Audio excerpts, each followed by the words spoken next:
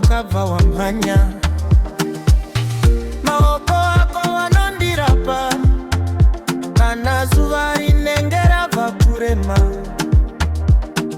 Mukadzi wangu uri pano uchibvisa marwadzo angu,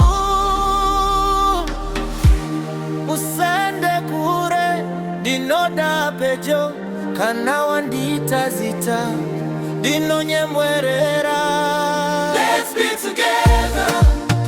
Mukadzi wangu ndinokuda.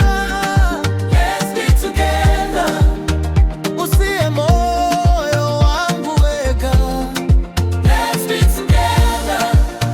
Ndinokuda, ndinokuda. Let's be together. Uya pedyo. Stay with me.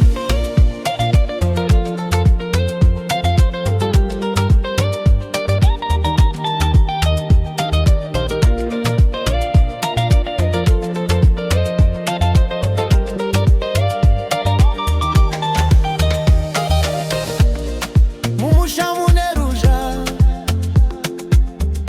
asiwe ndiwe runyararo kana maheru achiva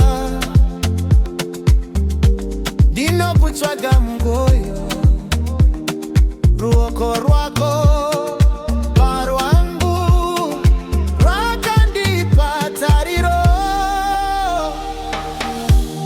Usaende kure ndinoda pedyo kana wandita zita ndinonyemwerera. Let's be together. Mukadzi wangu ndinokuda. Let's be together. Usiye moyo wangu wega. Let's be together. Ndinokuda, ndinokuda. Let's be together. Uya pedyo. Stay with me.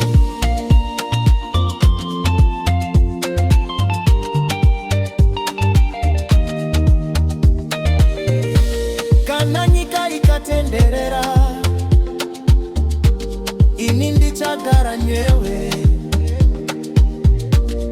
Mazuva akanaka akaoma tichayambuka tese.